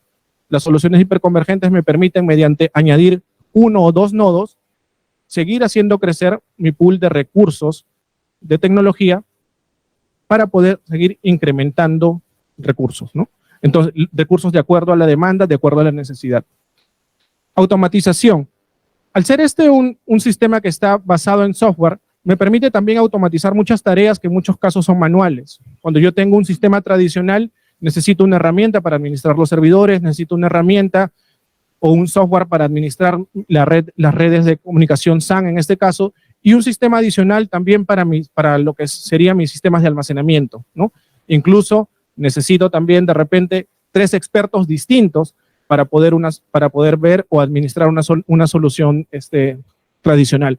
En este caso, es mucho más fácil hacer automatización porque ya no dependo de mucho software, no dependo de muchas especialidades, sino que tengo a un solo personal que va a administrar un solo software, en este caso, para que pueda hacer todo el ciclo, ¿no?, que antes yo hacía con varios especialistas en una solución tradicional. Continuidad. Las soluciones de hiperconvergencia es muy importante comentar que están preparadas para un tema muy importante dentro de nuestros centros de datos, y básicamente es la disponibilidad, ¿no? A todos nos preocupa tener un backup, nos preocupa qué pasa si el servidor se cae, ¿qué pasa si el almacenamiento falla? Los sistemas hiperconvergentes están construidos en soluciones de alta disponibilidad, disculpen, ¿sí? Lo que nos lleva a que incluso la caída de uno o dos nodos, dependiendo del tipo de alta disponibilidad que nosotros elijamos dentro de nuestro sistema, no solo no afecta con pérdida de datos, sino que puedo tener yo la continuidad de mis aplicaciones o de funcionamiento de mis aplicaciones, y además de la continuidad, no perder ningún tipo de integridad, o sea, la data se mantiene íntegra, y además no pierdo performance, que es muy importante, ¿no? Porque muchos sistemas que te dicen, yo tengo cierta alta disponibilidad, sabemos que en cuanto cae una controladora o cae un equipo, generalmente podrías tener algún tipo de disponibilidad, pero el performance baja dramáticamente, lo cual hace que finalmente los recursos ya no estén tan disponibles o no sea tan cómodo seguir trabajando, ¿no? Ahorro de costos. Importante comentar el tema del ahorro de costos. Una vez que nosotros abstraemos varios de estos recursos, como hemos dicho, el almacenamiento, ya no necesitamos un dispositivo de almacenamiento propiamente dicho. Tenemos menos espacio, utilizamos menos espacio en el rack. Hablamos también de que la energía o el consumo de energía es menor por la cantidad de equipos que vamos a tener, además del tema de climatización, los cuales son unos costos que siempre tiene o en que siempre incurre un centro de datos. Muy importante aquí mencionar también que la hiperconvergencia es o ha sido el primer paso también a la nube, ¿sí? Generalmente los proveedores de los servicios de nube pública funcionan bajo infraestructuras hiperconvergentes, y las infraestructuras hiperconvergentes tienen la capacidad de administrarse, uno, como nubes, y además de poder agarrar o tener la administración también de nuestras nubes públicas y funcionar como si fueran un solo recurso, ¿no? Lo cual nos hace hoy en día comentar o escuchamos por todos lados lo que le llamamos las nubes híbridas, ¿cierto? Es decir, tener mi nube privada y que esté en consonancia o que funcione al mismo tiempo que la nube pública que yo pueda estar, el servicio de nube pública que yo pueda estar contratando. ¿Sí? Lo siguiente. Vamos a hacer un pequeño resumen de los puntos que hemos tocado. Importante comentar que la virtualización fue el primer paso a la modernización de centros de datos, ¿no? Cuando no había virtualización era bastante complejo administrar un centro de datos. Hablábamos de que cada servidor era una isla, cada servidor era una aplicación, y era complejo administrar los centros de datos, o mucho más complejo que ahora. Perdón. La hiperconvergencia es un importante pilar de los centros de datos modernos, ¿no? Creo que eso quedó bastante claro. La hiperconvergencia ha venido como evolución de lo que nosotros conocemos como la virtualización, y es hoy en día uno de los pilares principales en los centros de datos modernos. La hiperconvergencia actualmente es la clave para la gestión de nubes híbridas. Se lo acabamos de comentar. Es muy importante saber que la hiperconvergencia es como generalmente hoy en día implementamos las nubes privadas, ¿no? Cuando uno habla de quiero tener mi nube privada, generalmente estamos hablando de una solución hiperconvergente, con los beneficios de poder conectarse y funcionar en consonancia como si fuera una sola con una nube pública, ¿no? Y vamos a ver algunas aplicaciones de eso luego en nuestro caso de éxito. Como punto final, podemos decir que la hiperconvergencia ha hecho posible que los centros de datos modernos sean más eficientes, flexibles y definitivamente mucho más sencillos de administrar. Al yo necesitar menos personal, necesitar menos aplicaciones de administración para poder poner a funcionar una solución hiperconvergente, definitivamente es una gran ventaja para los centros de datos modernos.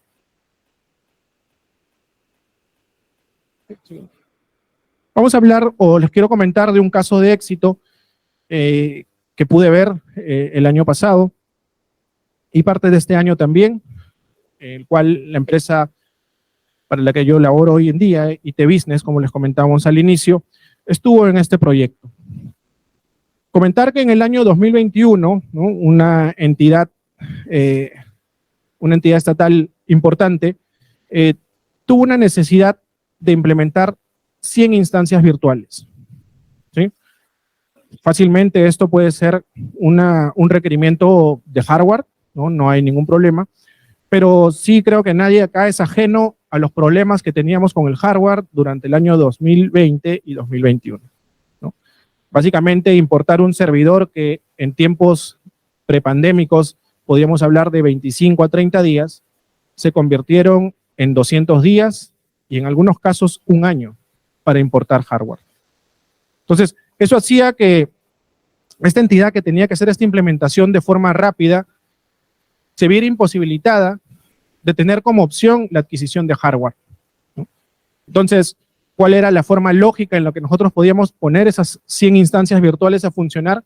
Pues definitivamente los recursos de la nube, ¿no? Los recursos de la nube hoy en día sabemos que están disponibles, son muy flexibles, los implementamos rápidamente y lo que se hizo fue llevar estas cargas de trabajo, estas 100 instancias virtuales a la nube para que esta entidad pueda operar, ¿no? Con esta nueva aplicación que estaba poniendo en funcionamiento, ¿no? Se implementaron las 100 instancias virtuales en la nube, estamos hablando del año 2021, ¿no? Y cuando esto ya estuvo operando, empezamos a trabajar con calma el dimensionamiento de una infraestructura on-premise, ¿no? Al ser una entidad estatal, definitivamente necesita que estas aplicaciones estén funcionando on-premise, estén funcionando directamente en la entidad, y empezamos un dimensionamiento tranquilo, ya que las cargas de trabajo estaban siendo utilizadas en la nube sin mayor percance, ¿no? Durante el año 2022 se dio la implementación de la infraestructura on-premise de hiperconvergencia, ¿no? Y se inició lo que conocemos nosotros como la repatriación, ¿no? de las cargas de trabajo. En este caso es traer todas las cargas que tenemos en la nube a la infraestructura on-premise de hiperconvergencia que se había implementado, ¿no? Ese es un trabajo que definitivamente es bastante arduo, pero que hoy en día es posible hacerlo. Básicamente lo que hicimos fue replicar todo lo que estaba en la nube, en la infraestructura on-premise de hiperconvergencia del cliente, y empezar a migrar las máquinas virtuales que teníamos en la nube, ¿no? ¿Qué saltó en esta experiencia? Bueno, el cliente, que en este caso tenía como idea dejar la nube porque ya tenía la infraestructura on-premise, le vio valor también a la nube, ¿no? A la nube pública. Porque dijo, mira, yo tengo entornos donde puedo hacer pruebas, donde puedo hacer de repente desarrollos pequeños, que no necesito que estén perennes en mis sistemas, entonces los pongo a funcionar en la nube, hago mis pruebas, hago mis desarrollos, apago y listo. Entonces, pasamos de una infraestructura de nube pública a una necesidad de infraestructura de nube privada, y finalmente este es un proyecto de nube híbrida, ¿no? Porque el cliente está utilizando su nube privada, pero también hace uso de nube pública para ciertas aplicaciones o ciertos trabajos que quiera realizar, ¿no? ¿Cuál fue, digamos, el resultado de este proyecto? Y eso ya lo vimos este año, es que otras áreas de esta entidad, que en este caso era el área de desarrollo, viendo la versatilidad de la solución de hiperconvergencia, dijo, hey, yo me quiero sumar a esta solución, ¿no? ¿Qué tengo que hacer? Bueno, básicamente la adquisición de un nodo adicional para la pila de hiperconvergencia con los recursos adicionales que esta área necesitaba, y hoy en día esta área ya está trabajando en la solución de hiperconvergencia, y ahora ya con la solución implementada y todo, se está viendo un tema de trabajo en contenedores, que es básicamente programación en microservicios, que es lo que hoy día escuchamos por todos lados, ¿no? Que es lo nuevo, lo novedoso en temas de desarrollo, ¿no? Los microservicios, ¿sí? Entonces, ahí vemos todo el ciclo de una implementación de una solución hiperconvergente, donde podemos ver que se aplicaron básicamente casi todos, en realidad, los puntos o los beneficios importantes que tiene la solución de hiperconvergencia, ¿no? Háblese de que ellos han ahorrado costos, han optimizado, de que otras áreas han visto además los beneficios de esta y se están sumando a la solución de hiperconvergencia, ¿sí?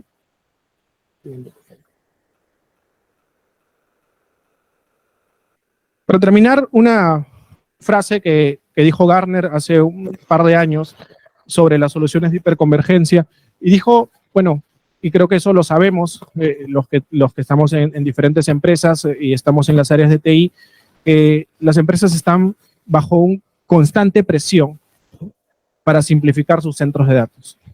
Los centros de datos son cada vez más complejos, tienen cada vez más componentes. Estamos nosotros aquí porque queremos conocer esas soluciones, esas novedades que van a ayudar a nuestros clientes a que ellos simplifiquen sus centros de datos. ¿Y qué es lo que dijeron la mayoría de estas empresas o empresarios o áreas de tecnología de estas empresas globales? Porque sabemos que Gartner es una consultora global. Lo que dijeron es que básicamente la hiperconvergencia los está ayudando o los ha ayudado a poder simplificar sus operaciones de data center. ¿Sí? Con esa frase yo quería cerrar esta presentación. No me queda más que agradecerles por su atención. No sé si tienen, de repente creo que hay una rueda de preguntas, si tienen alguna consulta sobre las soluciones de hiperconvergencia, yo con gusto aquí para poder responderlas. Me parece que por ahí al fondo.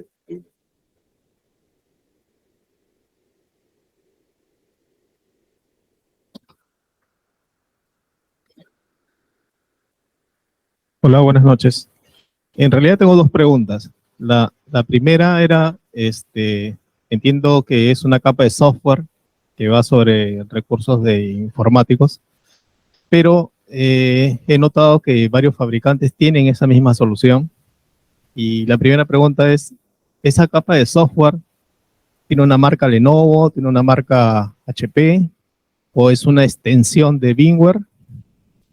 Esa sería mi primera pregunta. Y la segunda pregunta es, ¿qué fabricante en el mercado peruano está, digamos, mejor posicionado con esta solución? Porque he notado que para otros fabricantes necesitan tener más nodos de recursos y en realidad están siendo caros en esa solución, ¿no? Esas serían las dos preguntas.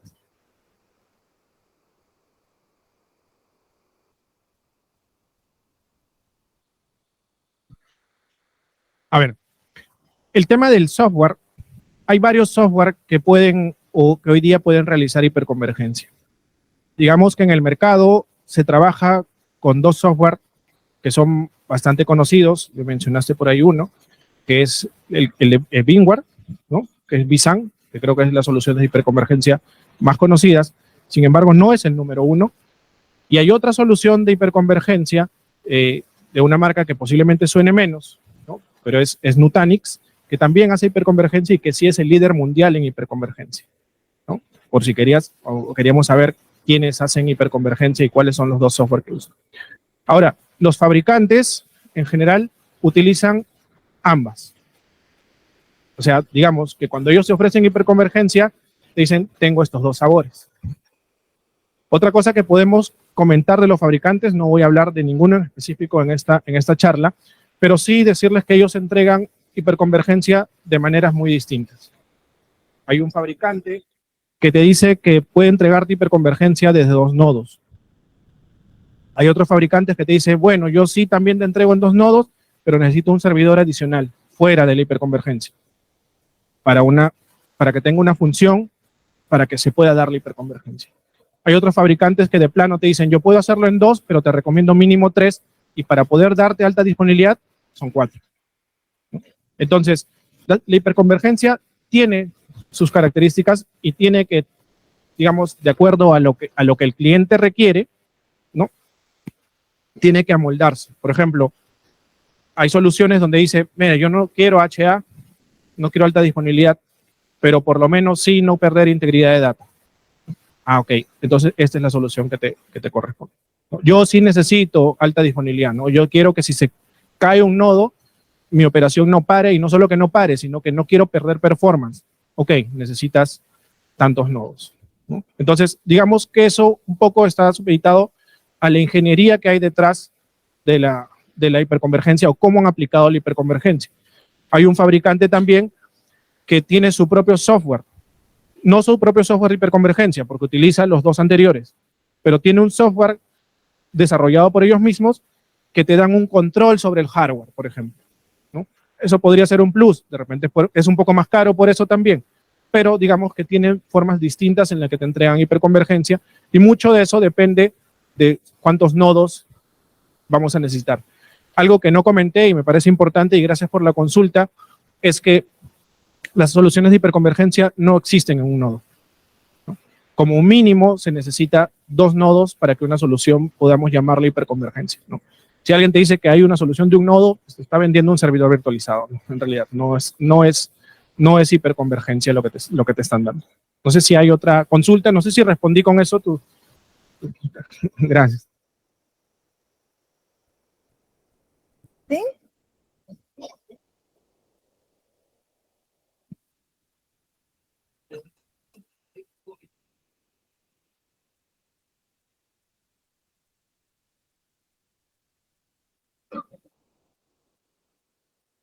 Está bastante interesante tu pregunta y lo voy a hacer. Okay.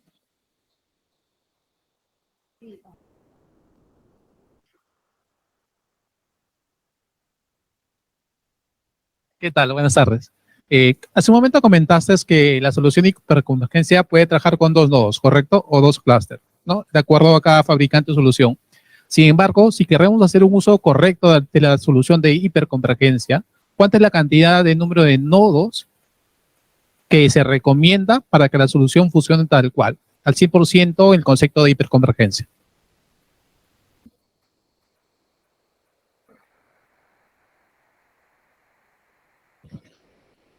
A ver, me parece que a grandes rasgos respondí esa pregunta anteriormente, pero voy a hacer de repente un poquito más específico y lo voy a hacer mediante una analogía de repente que nos puede quedar un poco más claro.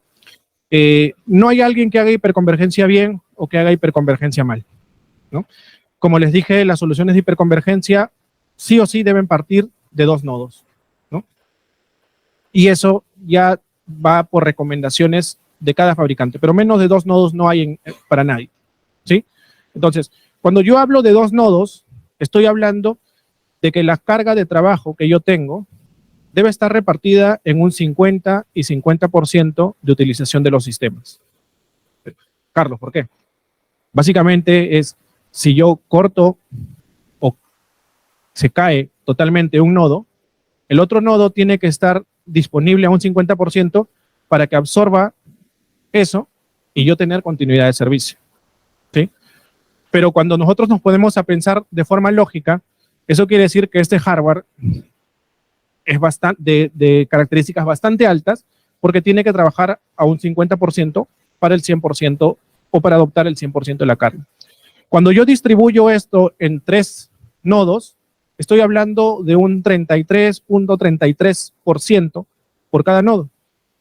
Entonces, digamos que los equipos trabajan a un 33% de la capacidad total que yo necesito, ¿sí? Entonces, puedo utilizar menos recursos porque a la caída de un nodo, estos tienen espacio para adoptar ese 33%, 33.33% que sobra y yo tener continuidad del negocio. Yo le haría una analogía al tema de arreglos de discos, que creo que todos conocemos o hemos escuchado el tema de arreglos de discos, ¿no?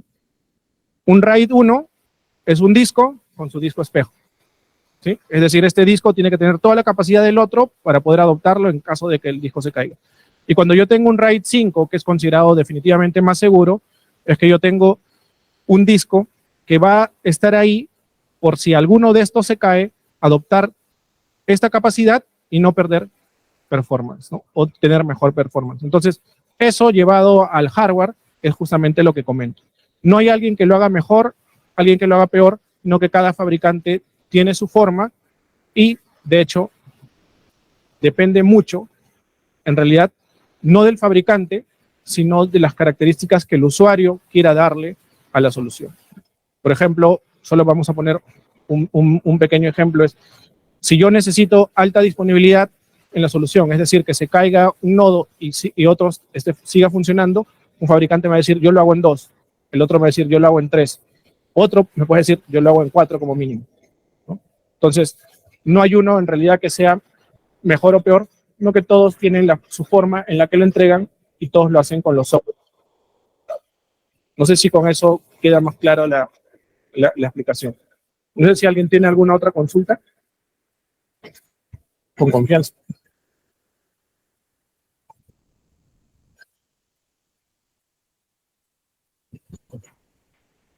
Te tengo una duda, Carlos. Disculpa si es que ya lo has explicado. En hiperconvergencia entiendo que dentro de sus ventajas, por ejemplo, está el que utilices menos espacio, menos RU, menos gabinetes que la solución convencional, ¿no es cierto? Eso de ahí, ¿qué efectos tiene, por ejemplo, en consumo eléctrico? ¿Cuántos kilowatts lo que podríamos utilizar o consumir en un gabinete, por ejemplo, donde pongamos una solución hiperconvergente?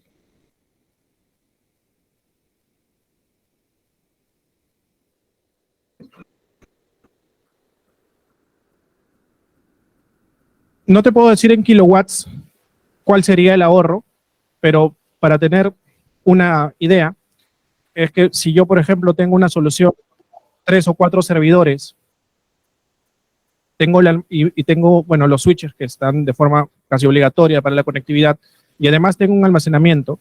Al yo suprimir un almacenamiento que generalmente consume más que la cantidad de switches que puedo tener, perdón, que la cantidad de servidores que puedo tener, en este caso son 4, estoy suprimiendo casi la carga, digamos, de 2 fuentes bastante grandes, porque las soluciones de almacenamiento tienen 2 fuentes, ¿no? En alta disponibilidad. Entonces, todo eso lo estoy suprimiendo porque puedo seguramente poner toda esa solución en 3 nodos, que sería equivalente a 3 servidores nada más. Entonces, el ahorro sí es sustancial, ¿no? Y cuando hablamos de que estoy ahorrando en conexiones eléctricas, también estoy ahorrando en temas de climatización, ¿no? Porque finalmente 3 servidores generan mucho menos calor que los 4 servidores sumado al almacenamiento, ¿no? Por ahí más o menos para tener una idea, ¿no? En kilowatts ya sería entrar a saber cuánto consume cada servidor, cuánto consume exactamente el sistema de almacenamiento, porque eso no es estándar, para poder decirte cuál es el ahorro real. Pero en este caso lo que les estoy comentando es que al suprimir un almacenamiento, básicamente estás quitando de tu rack el equipo que más temperatura y que más energía eléctrica utiliza. No sé si por ahí hay otra consulta, algo que no haya quedado claro. Fue muy buena mi presentación.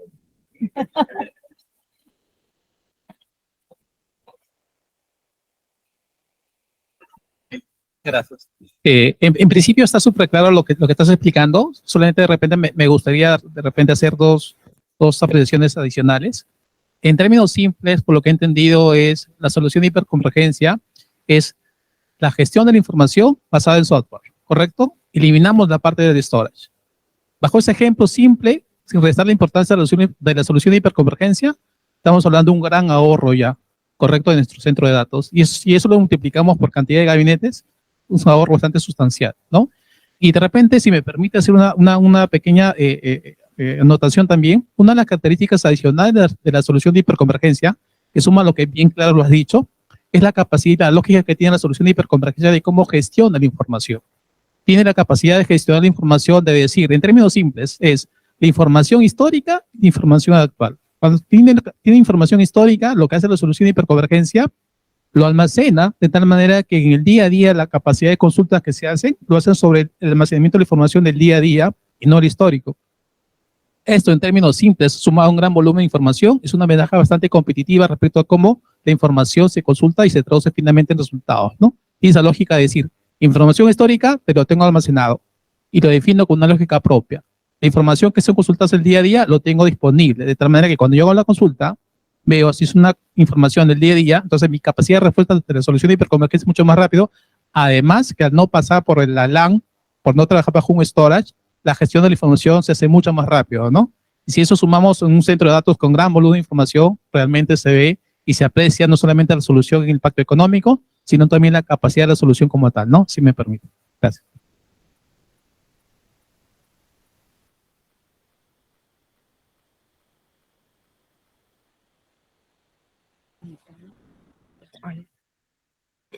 Es interesante lo que comentaste.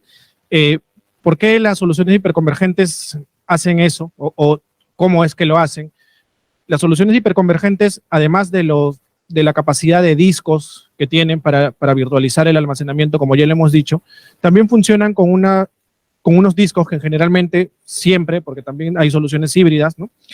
Siempre son discos flash, ¿no? Y utilizan una funcionalidad de caching o memory caching de información, que lo que hace es tener la información no necesariamente histórica, sino mediante una inteligencia, tiene en estos discos de alta velocidad la información que sabe que más se consulta, ¿no? Entonces, cuando hay una información que es recurrentemente consultada, se guardan en estos discos veloces para que las consultas, digamos, puedan ser de alguna forma más rápidas, ¿no? De hecho, los sistemas de almacenamiento actuales también tienen ya esa tecnología, también lo hacían, pero como menciona Neil, al pasar de todos modos por una SAN y al tener varios puntos de conexión, no es tan rápido como una solución hiperconvergente. Una cosa que quería mencionar, y haciendo uso de lo que comentaba Neil, es que las soluciones hiperconvergentes sí necesitan una red de alta velocidad para funcionar. Porque finalmente tengamos en cuenta que independientemente de la cantidad de nodos que yo use, que creo que ha sido lo más polémico y controversial entre las preguntas, independientemente de la cantidad de nodos, lo que estoy hablando o lo que estoy queriendo explicarles es que todos estos nodos van a funcionar como si fueran una sola pila de recursos, como si fueran una piscina de recursos, por así decirlo. Entonces, para yo poder lograr eso, es necesario que estos nodos, que son físicamente totalmente independientes, estén funcionando bajo una red de alta velocidad y estén totalmente comunicados en alta velocidad para que pueda darse que yo tener o poder visualizar todos estos recursos como si fuera el clúster, como si fuera un solo equipo, por así decirlo, ¿no? Que esa es la gran ventaja de esos sistemas. De hecho, muchos sistemas de almacenamiento que ya no son hiperconvergentes en este caso, sino otros de repente, que son ya de otro tipo de data, están yendo también a este tipo de tecnología, ¿no? De tecnología de nodos, ¿no? Y funcionan así, de forma escalable. ¿Sí? Ok. Entonces, muchas gracias. Ya hemos culminado hoy día las 2 charlas. Ya, mañana vamos a tener la tercera y cuarta. Ya saben que mañana vamos a empezar con José Bacalvo de EPI, hablando sobre los 3 retos de los centros de datos, que más o menos va a tratar sobre los problemas que se van a ver en el futuro, que ya se ven en realidad en el presente con bastante frecuencia, como son problemas de operaciones, problemas de falta de personal adecuado, idóneo, ¿ya? Y después viene mañana la segunda charla, como les dije, sobre nuevas tecnologías en temas de climatización y en sistemas contra incendios, prevención de incendios. Ya mañana vamos a tocar esos temas. Ya les agradezco muchísimo la asistencia de hoy día.